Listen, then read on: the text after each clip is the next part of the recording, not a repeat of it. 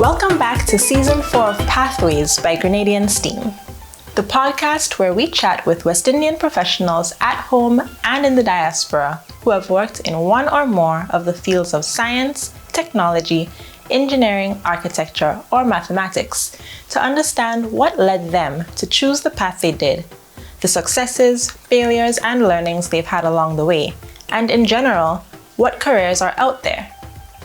This season, in addition to debuting full video episodes on YouTube and Spotify to help you feel more engaged, we will be including our members, both students and professionals, in the conversations, inviting them to share their own thoughts, ideas, and experiences on the topics brought up by our guests. This is in an effort to encourage and normalize discussions among people of all ages and levels within society. Thanks for tuning in, and I hope you enjoy the journey on today's pathway. Our guest for today is Sydney Robertson, a certified food scientist from Grenada, currently working at a plant-based food startup in New York.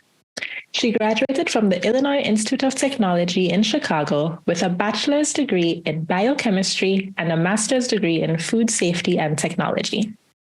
After leaving college, she landed a job as a quality control technician and has moved through different roles within the food space in the last 2 years.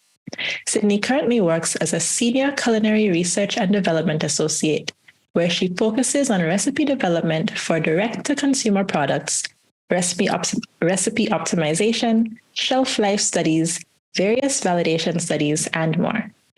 Having recently attained her Certified Food Scientist designation from the Institute of Food Technologists, Sydney hopes to continue to grow within her food career, exploring multiple facets of the industry. Welcome to Pathways, Sydney.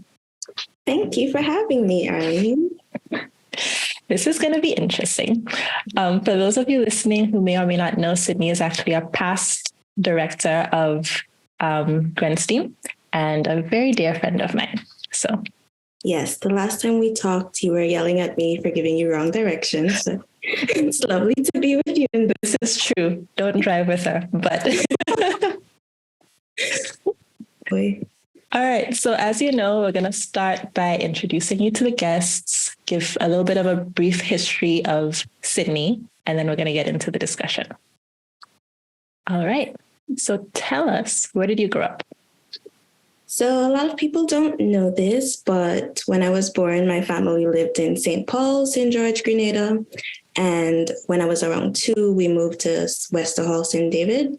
So even though I stayed in Westerhall until I left the island for college in 2016, we still maintain some ties to St. Paul's. Like, we still go to church there, even though people wonder why, but that is why.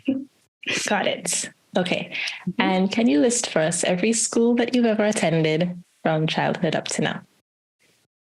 Okay. So I went to preschool in this school called La Fontaine. Doesn't exist anymore. Rest in peace. And that was a private preschool in St. Paul's. And then I moved on to the St. Mary's Junior School in Tempe for primary school.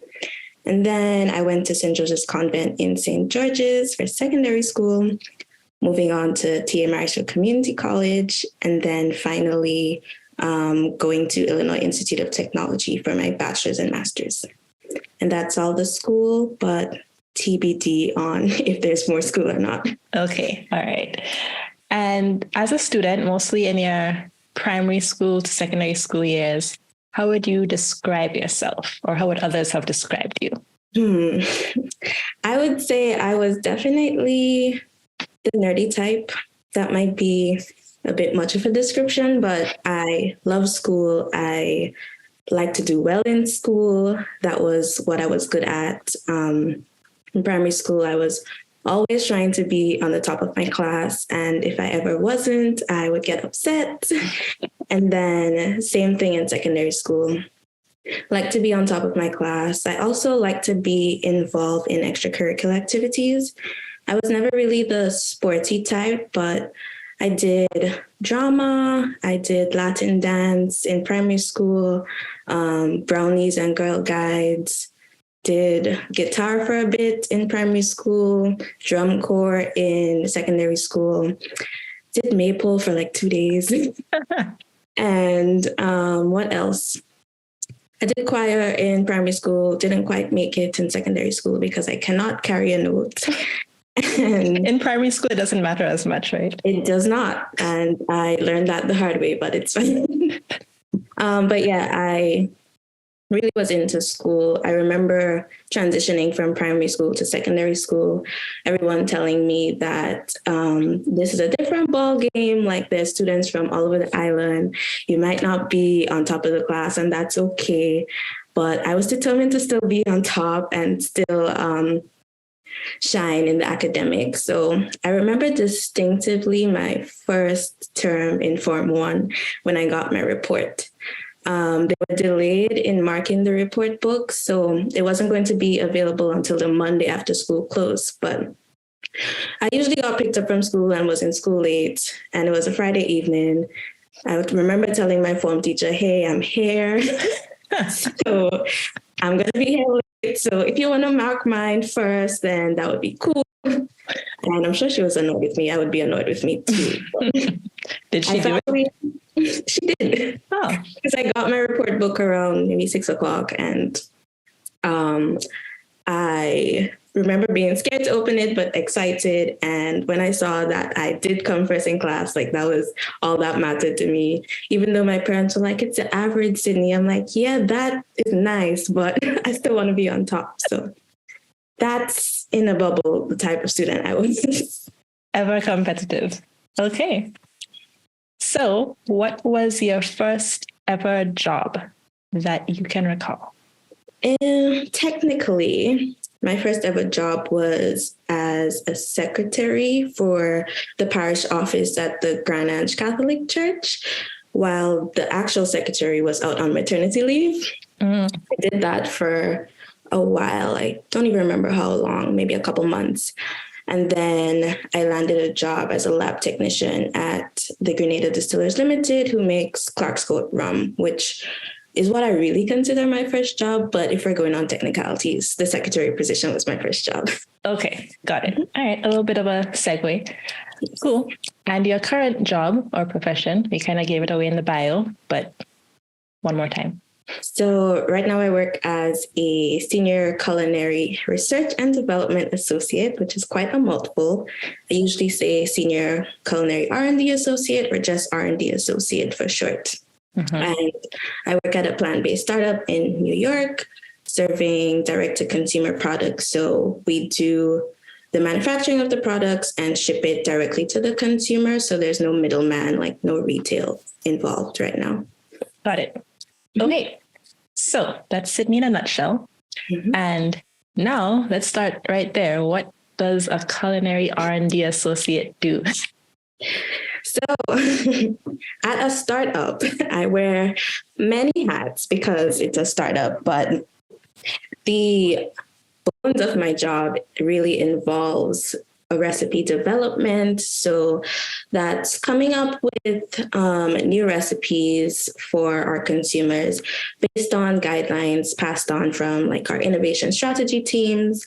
They would recognize some white space in the market and say, "Hey, Sydney, we want to fill this white space. Can you make this product within this cuisine, following these nutritional guardrails, and we want a margin of this, or we don't want to go above a production cost of this."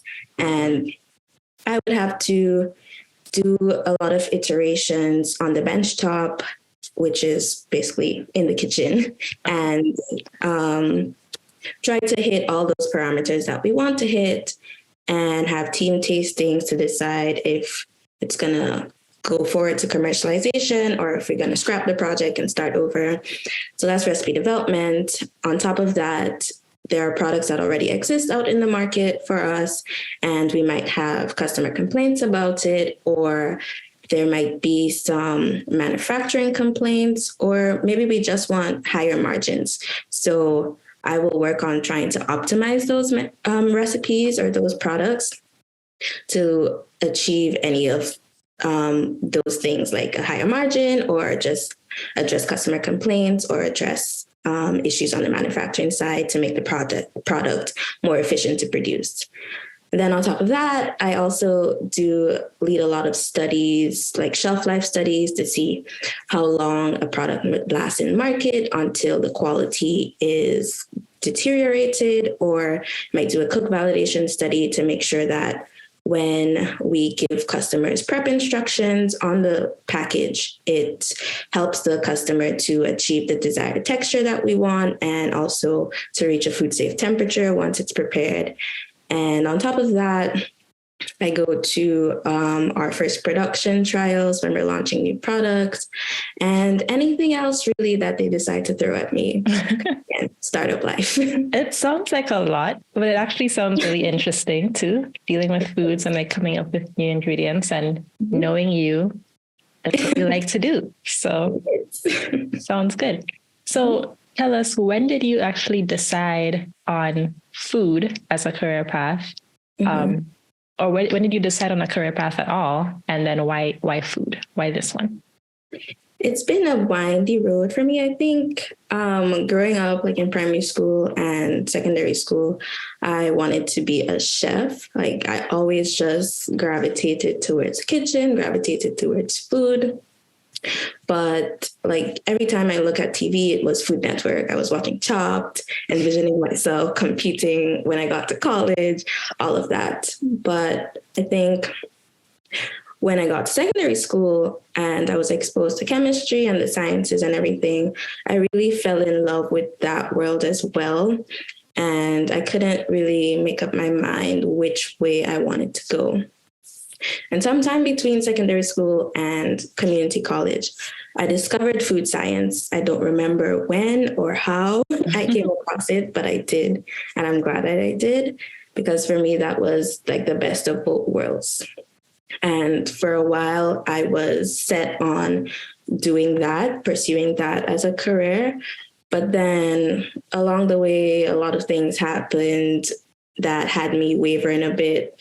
I decided I wanted to also do cosmetic science, and then I wanted to do drug research and development. And I couldn't make up my mind between those three. So going into TAMCC, I decided to stick with a science-based curriculum. So I did pure math, biology, and chemistry.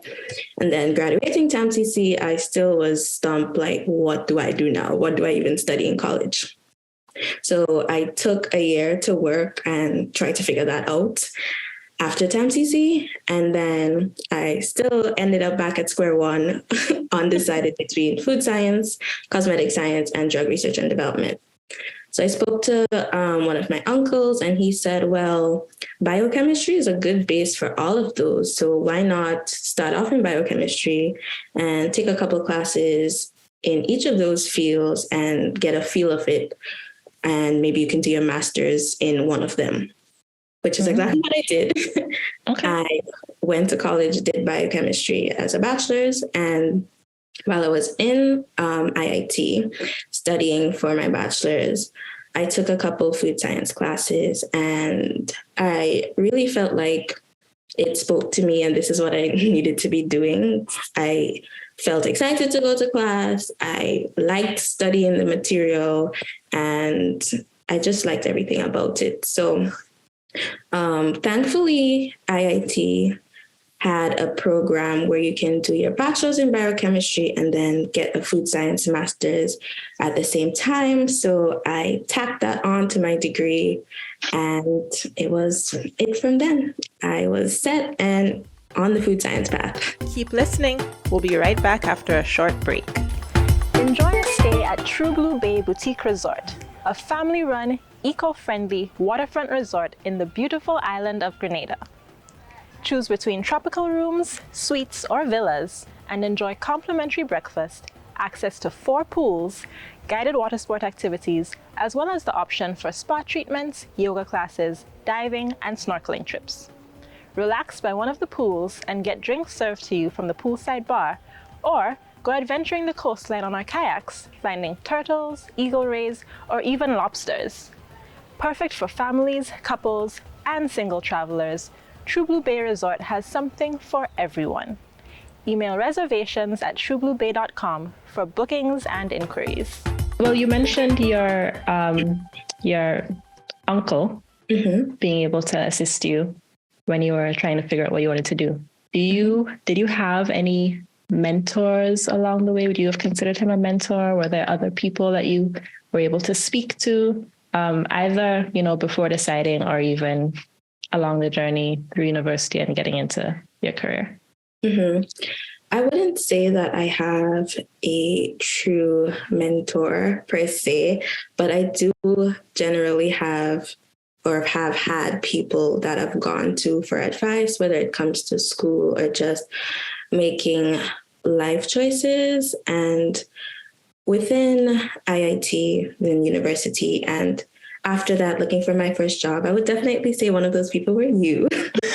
I feel like I bugged you a lot. I don't know why you weren't expecting that, but I feel like I bugged you a lot in terms of making career decisions or like reading my resume or cover letter. This is true. Exactly.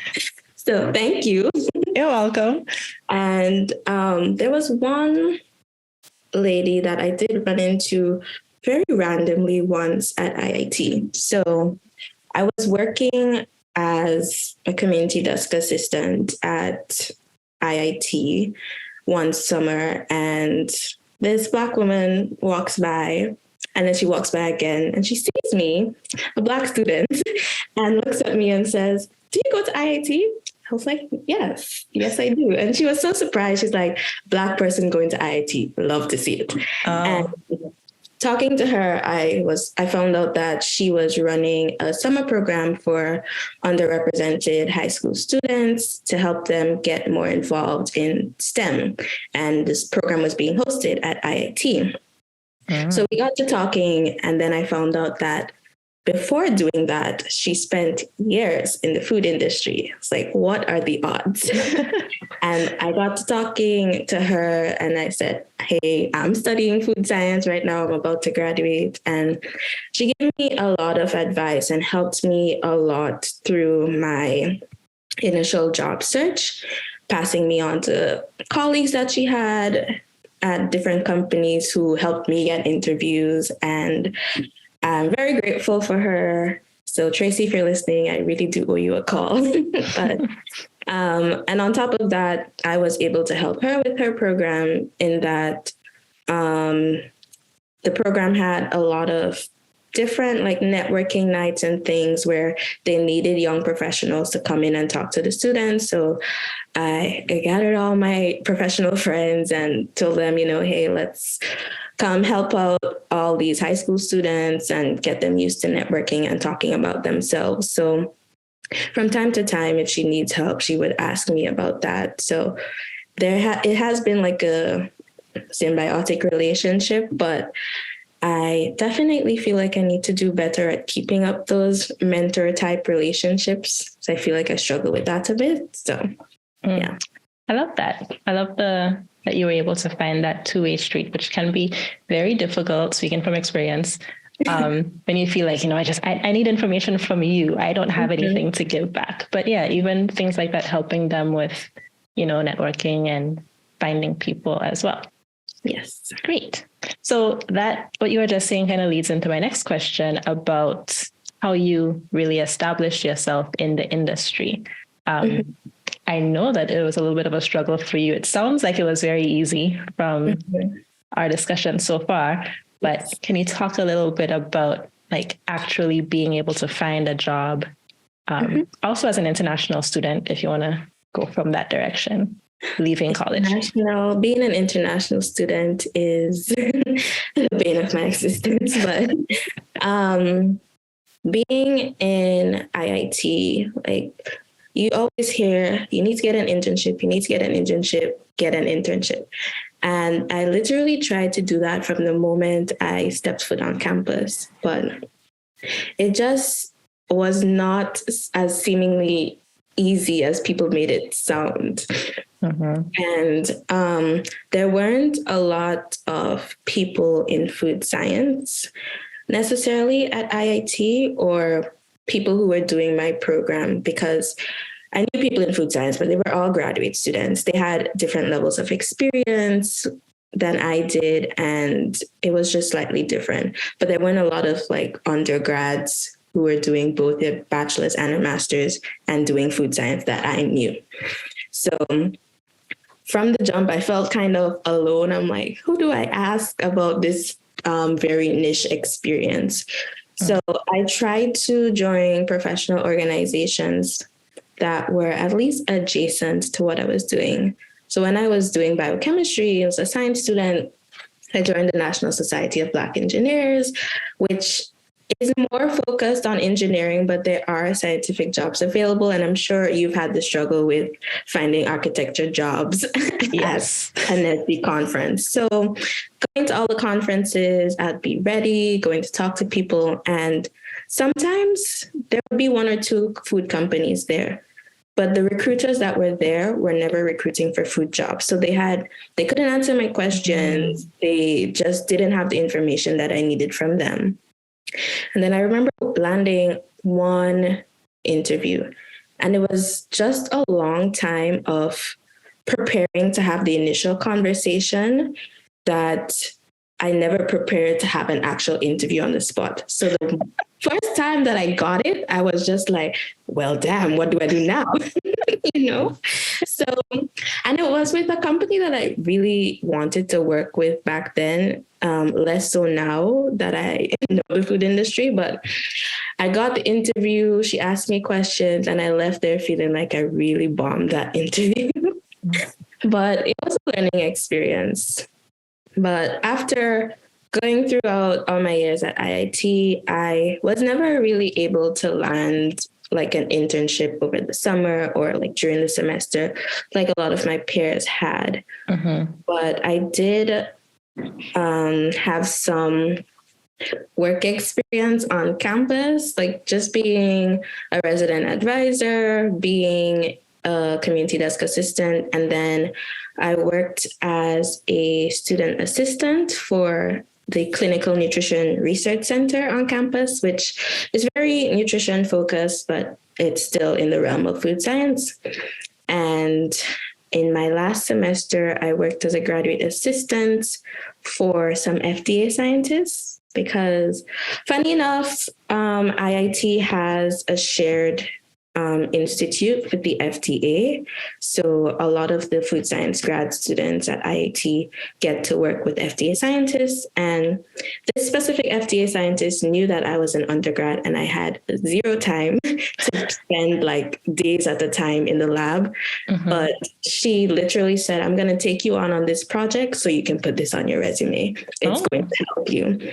And I was just doing like more admin stuff, like research and background research for them, presentations, while the other students were actually doing the actual work.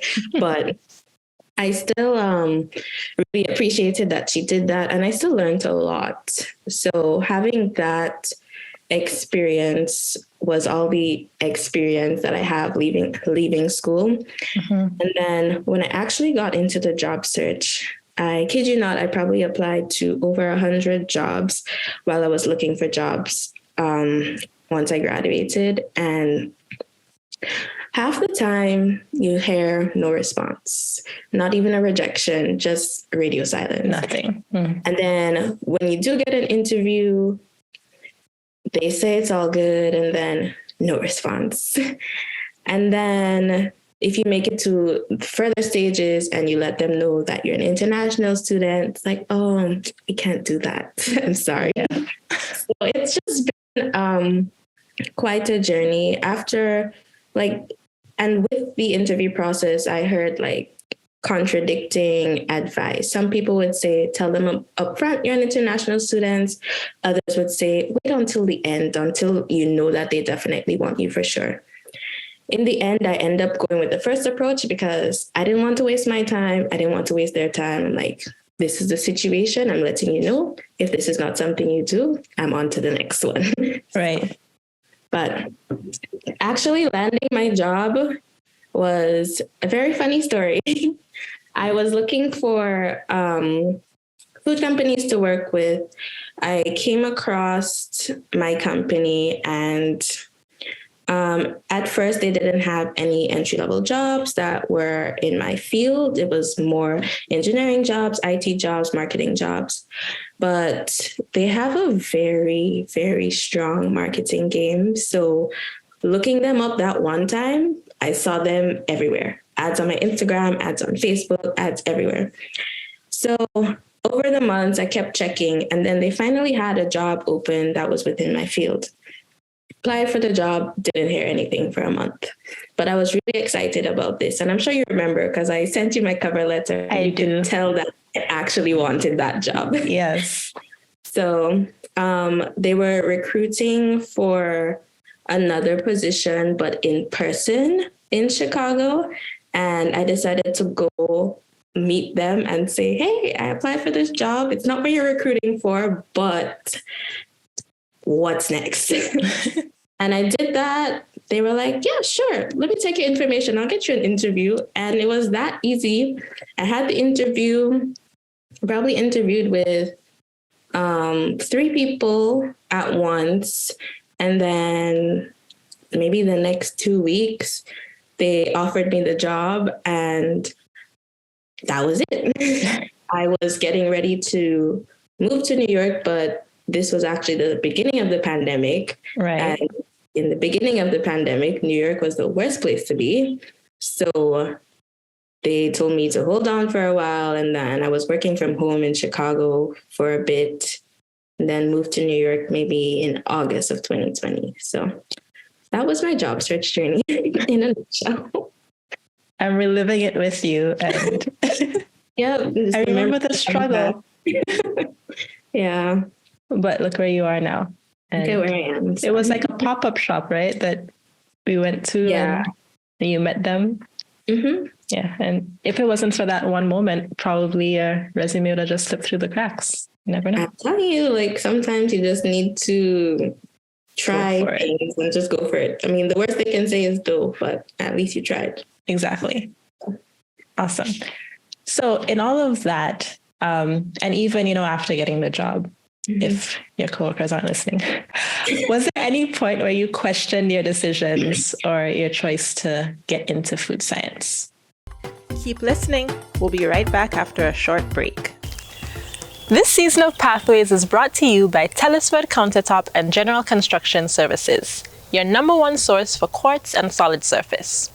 Their services are not only limited to countertops, their team builds homes, cabinets, vanities, does 3D images, renovations, and quantity estimates. Telesford Countertop and General Construction Services' mission statement is pride and delivery upon customer satisfaction. Contact them today at 435-0133 to get started on your construction project. I don't think, well, actually, that's a lie. There were points where I did question that, because I love the Gen Z millennial generations where salary transparency is a thing and people are free to talk about money.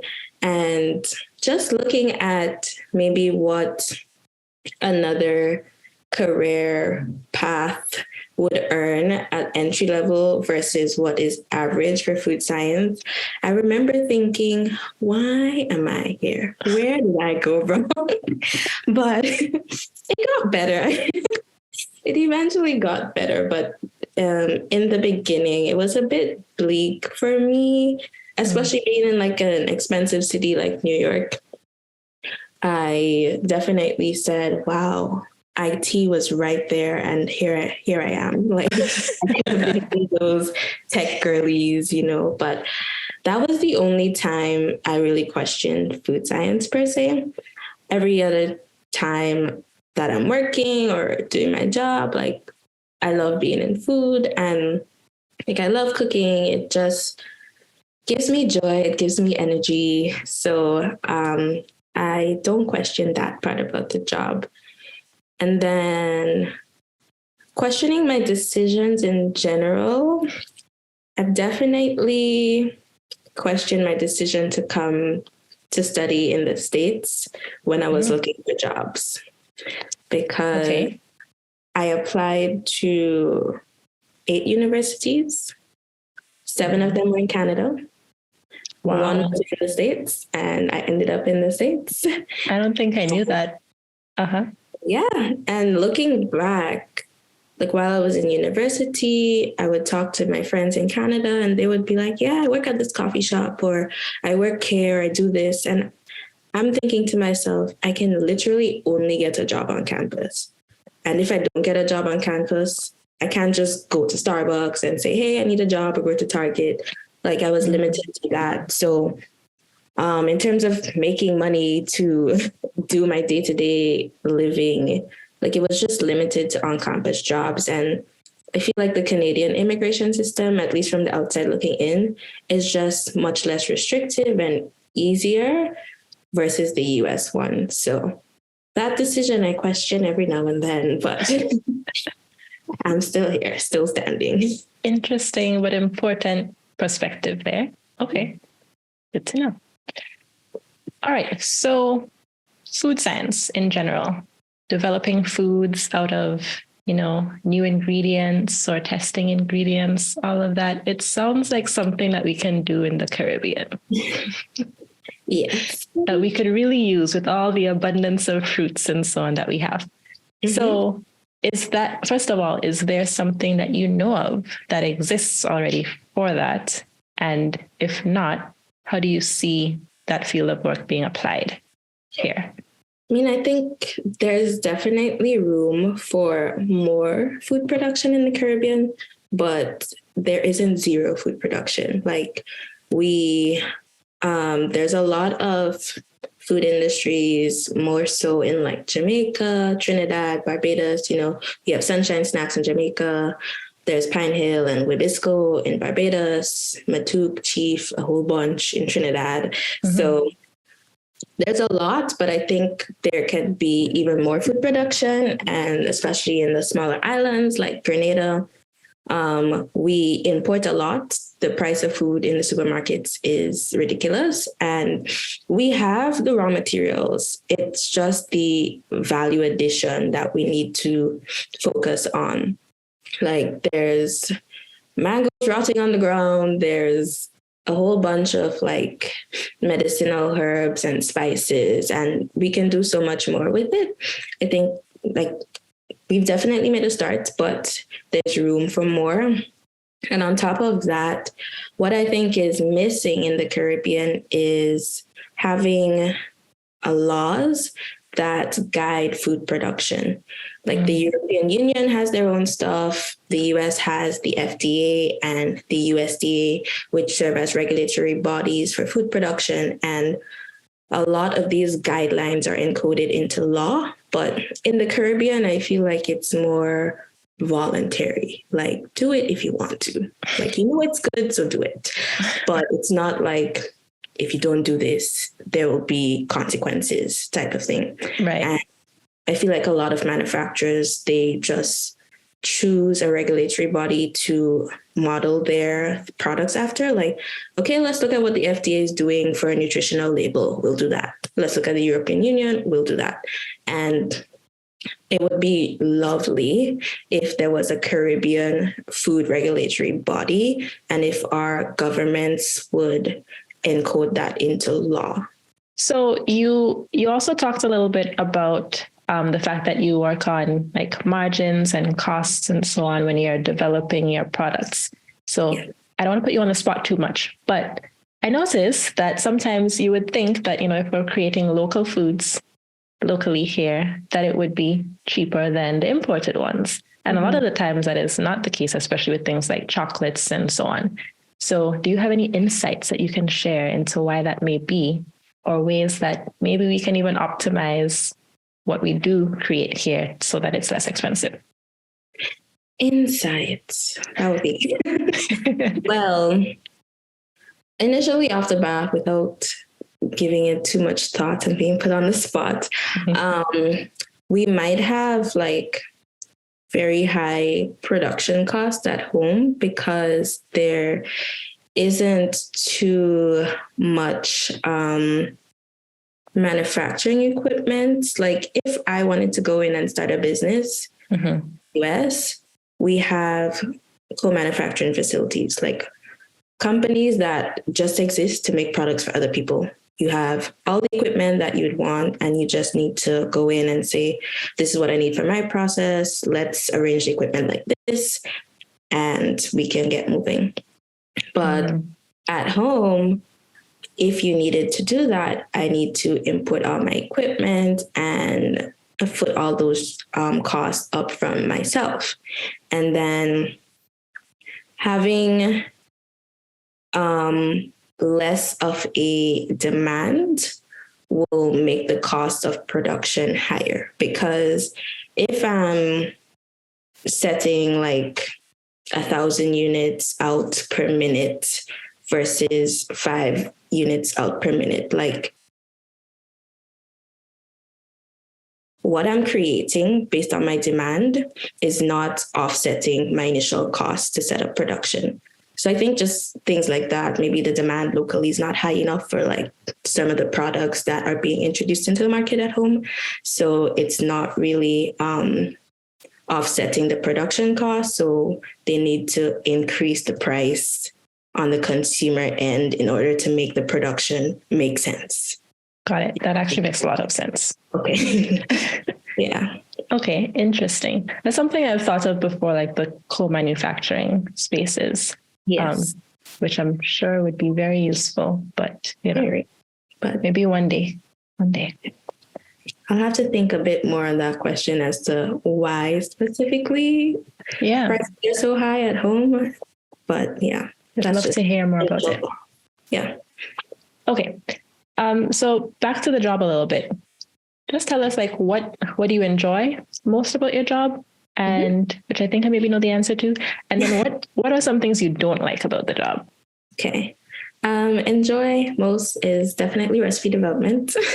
I love to have the creativity and freedom to just create new products, and as much as I can, put a little bit of myself into the product, or a little bit of my culture into the product, and introduce my coworkers to Caribbean flavors. What I don't, and I actually really like the people I work with and my company culture and environment. I think my company is a very young, energetic company, and we all have a very can-do attitude to it. It's not like, well, this is the way it's always been done. It's like, how can we change? How can it be done? Like, how can we get to our end goal? And what I don't like per se is that it's a startup, and anyone who knows a startup knows that we move at 100 miles per hour all the time. So you just have to be very agile in dealing with like changing environments, changing priorities, changing goals, changing job titles, changing a lot of things. And it can burn you out very quickly if you're not careful. But thankfully, my company has unlimited PTO. So when I'm feeling burned out, I just take a day to ground myself again. Good. Awesome. All right. So you're a couple of years in. What do you think the next 5-10 years maybe will do for your career? Where do you want to see yourself go? So, loaded question. I think, like you said, I'm literally just over 2 years into my career and very young in my career. For right now, I definitely want to gain as much experience as I can in different facets of the food industry. Like when I started off, I worked in quality control, which is like on the food safety and quality side of things. And now I'm in product development. There's so many other aspects to the food industry, like sensory science, there's supply chain, there's packaging, there's so much. And I would like to get the chance to at least work in those areas in some capacity to really find where I'm most happy. And just as a food professional in general, it's great to be like that well-rounded. So definitely see myself progressing towards getting as much experience as I can and to never stop learning. Like you mentioned in my bio, I just got my certified food scientist designation, and then maybe in 2 weeks, I'm about to take a 2-day sensory course at a local university and just expanding my knowledge and being the best food person that I can be.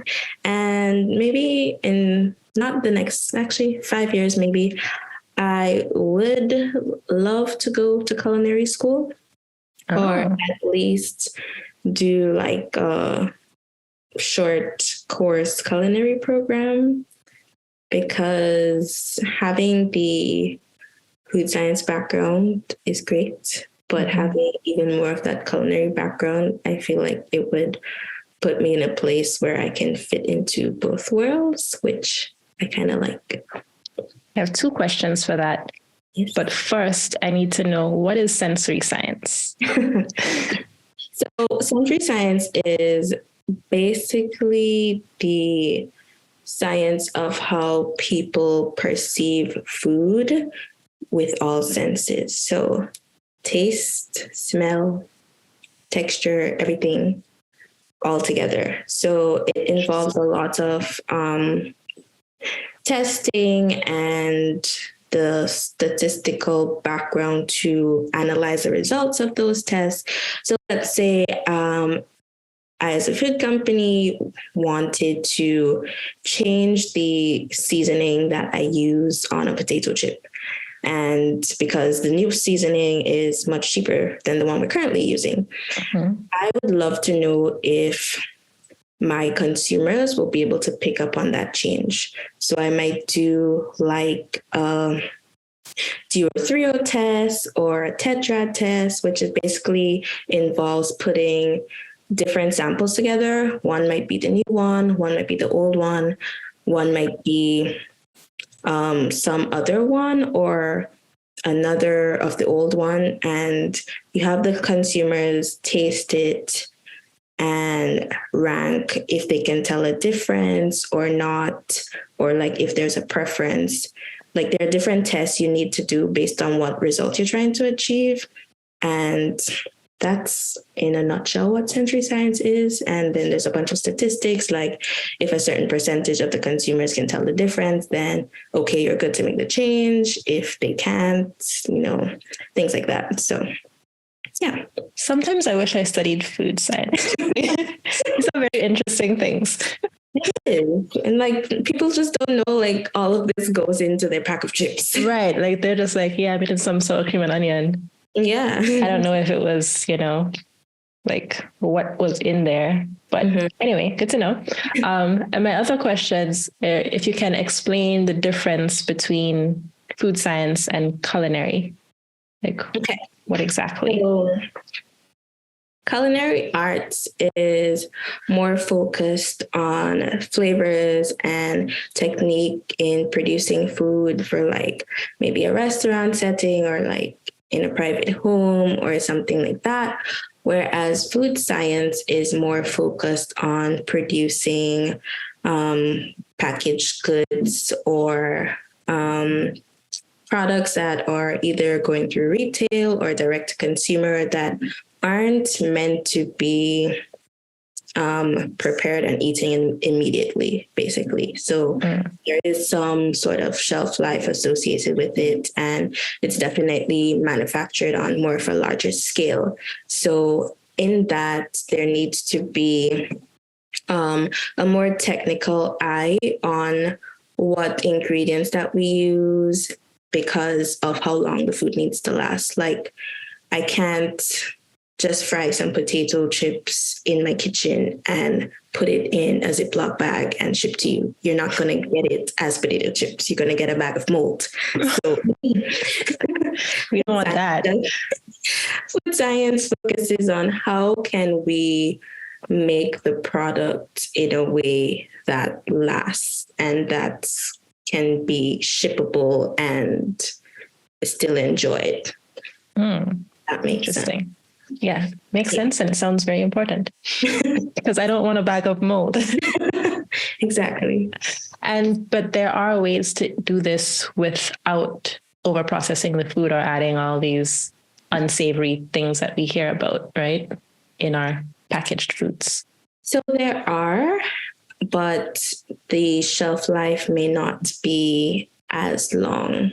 Like it might not last as long, or you might be limited to the temperature at which you serve the foods. Like, for instance, my food company works a lot with clean label, fresh things. And as a consequence of that, we only make frozen products because that is one way to guarantee a longer shelf life without adding a whole bunch of preservatives and all these other chemicals that may feel unsavory to the consumer. Okay, got it. Yeah. Where there's a will, there's a way. Yes. Okay, so to wrap up, let's say if you could take a little trip back in time, visit your younger self. I'll let you choose the age. Let's say like 15, 18, or 21. What is one thing that you would tell her? I would choose my 15-year-old self, the youngest, and I will definitely tell her to go hard after what you want and put yourself out there. The worst thing people can say is no, and it's not going to hurt you. You'll be fine. So I've been learning that a lot lately, that literally when you ask for what you want, a lot of the times you get it. So just ask for what you want. Make sure people know what you want. Put that out into the world and you'll be okay.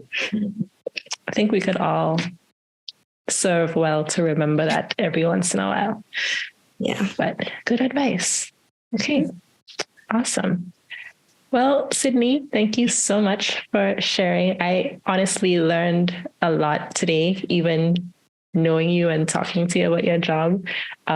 There's still so much that is involved that you don't really know or recognize on the surface. So thank you for sharing. I'm sure that those listening will have learned something as well and be able to take away. And maybe you'll have some people calling you up to say, how do I get into food science? Send them my way. Awesome. So thanks again for joining today. Thank you for having me. It was great talking to you again, Arlene. And to the listeners, thank you for joining us on today's Pathway. Keep listening. We'll be right back after a short break. Enjoy a stay at True Blue Bay Boutique Resort, a family-run, eco-friendly waterfront resort in the beautiful island of Grenada. Choose between tropical rooms, suites, or villas, and enjoy complimentary breakfast, access to 4 pools, guided water sport activities, as well as the option for spa treatments, yoga classes, diving, and snorkeling trips. Relax by one of the pools and get drinks served to you from the poolside bar, or go adventuring the coastline on our kayaks, finding turtles, eagle rays, or even lobsters.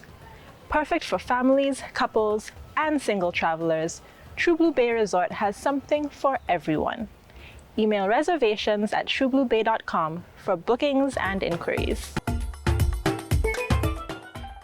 Thanks so much for listening.